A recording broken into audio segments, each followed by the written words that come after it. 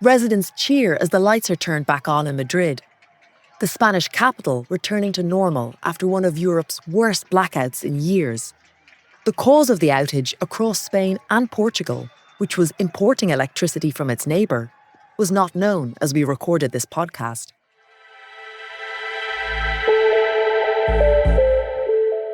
But the scale of the collapse exposes the fragility of Europe's power grid at a time when it's facing challenges on a number of fronts. With US President Donald Trump using American oil and gas as a bargaining chip in trade talks, and the region's efforts to wean itself entirely off Russian gas facing pushback from businesses desperate to get their costs down. So on this week's show, we're taking a look at Europe's energy security. It's what we do on Reuters Econ World. Every week, we pick a phrase or buzzword and go deep on the economic principles and ideas driving the biggest news around the world. I'm your host, Carmel Crimmins, in Dublin.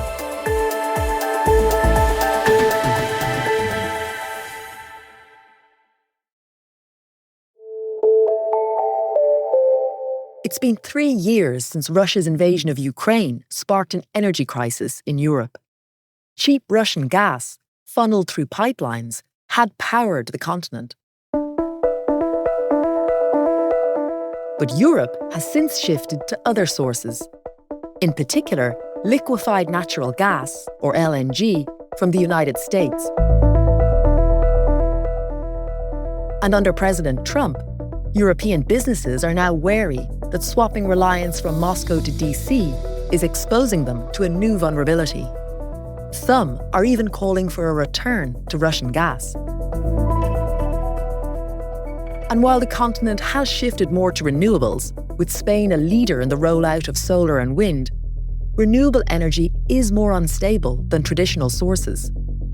So where does this all leave Europe? To find out, I tapped up 2 people who look at this question all the time. Riham Alkousaa is a correspondent based in Berlin who focuses on energy and climate change. And Marwa Rashad covers the gas markets from London. So, Marwa, Riham, hi. Hello. Hi. There's never a dull moment covering energy markets, am I right? Never. Especially in the coming 4 years. Right? I mean, set the stage for us, Marwa, actually. Europe, who does it get its energy from? Like, what powers Europe right now? Let me briefly take you before and after the war. Before the war, Europe was mainly dependent in terms of natural gas on the Russian pipeline gas. Russia has represented 40% of European supplies. And after the war, this has dramatically shifted. The European Union decided to punish Russia for the invasion of Ukraine and decided to phase out Russian fossil fuels entirely. They have a plan that by 2027 this will happen. Currently, while pipeline gas has diminished and plunged significantly, Russian LNG still significantly represents like 18 to 90% of the continent's supply. The main supplier now is the United States. Yeah. The US LNG provides a significant amount of the continent's supply. The reliance on US gas under Trump, that is a new vulnerability, right? Yeah, it has triggered concerns among many players in the market because we have the main reason to phase out Russian gas was that Russia has been seen as an unreliable supplier, using gas as a weapon. Mm-hmm. People started now to think that this is also happening with the US, with President Trump using gas as a bargaining chip in the trade negotiations. That goal of quitting Russian gas by 2027, that isn't shared by everyone, right, Riham? Like, businesses and even some politicians in Germany feel differently, and they're starting to talk publicly about it. So it used to be a taboo topic to raise the possibility of turning back to the Russian gas.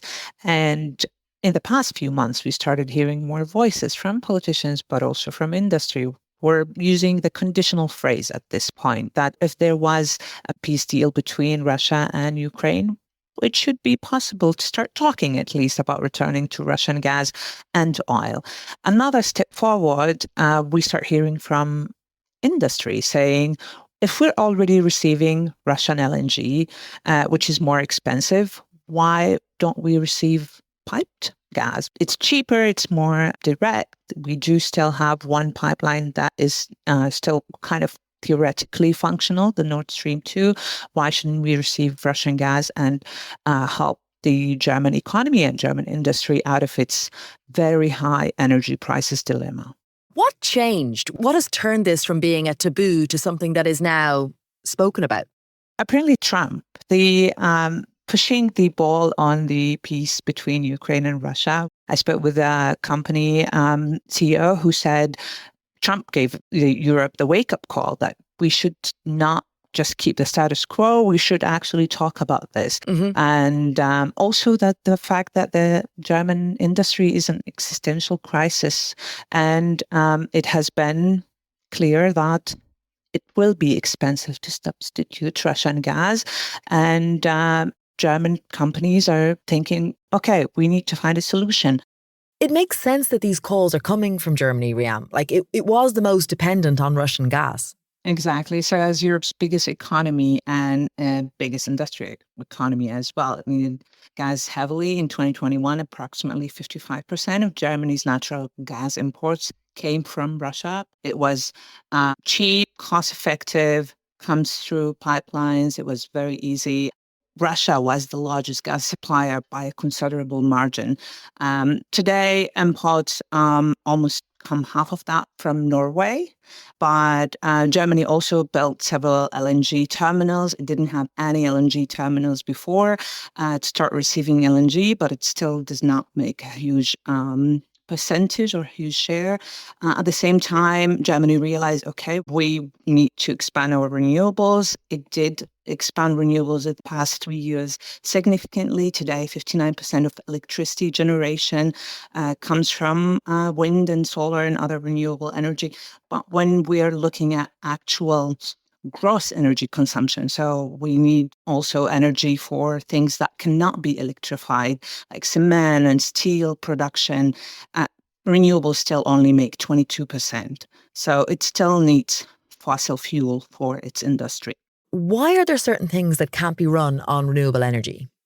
So for many industrial processes, gas is not just a fuel, but also a raw material. For instance, in chemical industry, which is a major sector in Germany. Also for steel and cement production, you need certain industrial temperatures that are not cost effective yet, or very expensive, or not possible to reach them without gas or fossil fuel. That's why they have not been able to easily substitute.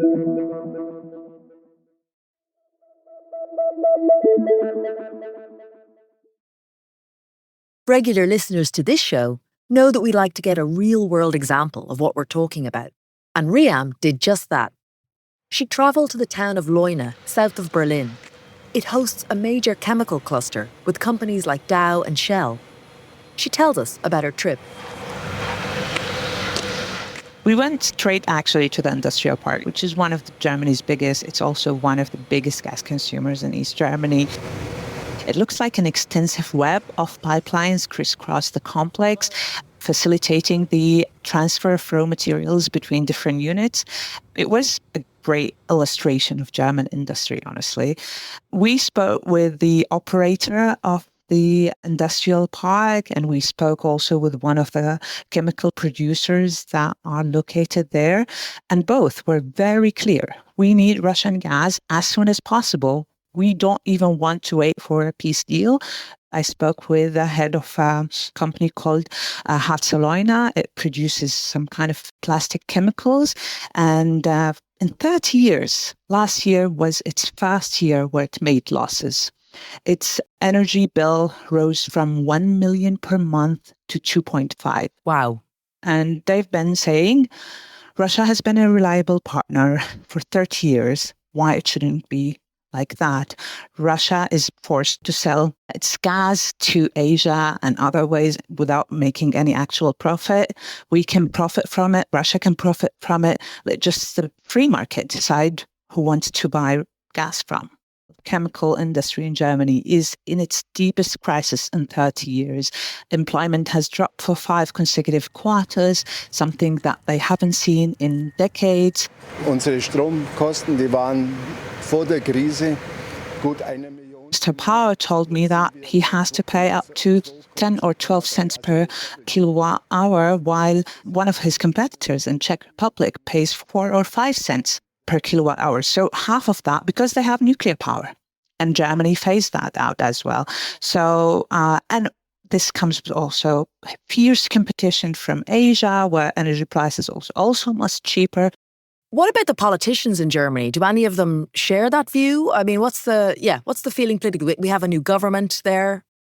The CDU conservative government, it said that speculations by some of its politicians from the party about a possible reopening of the pipelines reflects individual opinions, does not reflect the position of the German CDU itself. Right. But we're hearing more voices saying, yes, it seems like everyone is waiting to see what is the outcome from the peace negotiations. And then they will start talking, okay, let's talk about our part of this. Marwa, in Europe, what's the view? The European Commission has plans to phase out Russian gas, and on May 6, it will publish a document how to help companies with that. However, there are 2 issues. Is that the first is the document is non-binding. Right. So companies has the free will to whether take it or not. And the second is that not all the EU 27 are in agreement of that. For example, Hungary has said that they will block any decision to ban Russian gas and so on. So without binding document and without unanimous agreement, this will allow Russian gas to continue to come into Europe. Because it's the businesses that buy the gas, right? It's not the governments, right? Of course. And we have this year seen some companies saying that they expect the return of Russian pipeline gas if there is a peace deal in Europe. Norway has said that. Equinor in Norway has said that. Patrick Pouyanné, the CEO of Total Energies, have been expecting that around half of the lost volumes would come to Europe. The market consensus, analysts and market players and so on, believe that while this remains a possibility, it might not become in huge numbers compared to pre-war status, but it is expected. It's very fair to say that Europe is caught between the rock and a hard place. It has to phase out Russian gas, and then it has to buy US LNG, and then both players are using this gas as a leverage, and then there is no other alternatives. In terms of the possibilities of alternatives, like what does the market expect? What are we expecting to see down the road? Renewables are going at a great pace, but still the question is that when will it be fast enough to replace these volumes, and whether it is sustainable or not. We have had in the UK here some days when there was no wind production, no solar production as well. So it takes us to the question is it reliable enough or not? That's exactly the case in Germany. Germany is not an exceptionally sunny country. And we did have several weeks, not just days, over the past few months where daily electricity prices rose record numbers because there was no wind and no solar for industrial processes. Some companies cannot switch off their production.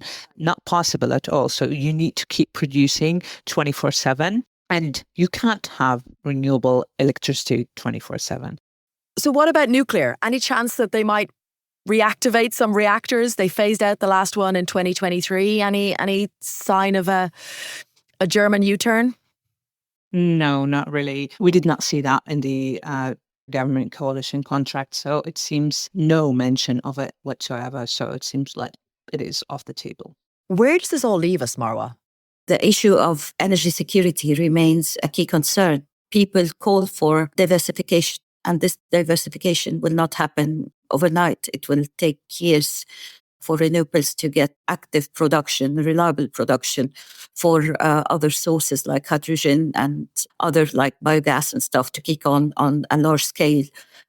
So it is concerning. And it seems like even if we reach a peace deal with Ukraine and Russia, will we end up by having a mix of Russian and US gas? Or will we end up by more reliance on energy in the US? What will happen over the next 4 years under President Trump? So these are all the questions that we keep hearing from officials and market players. Yeah. And the uncertainty in the market has affected prices a lot. Although prices are no way near the post-war levels, it's still high.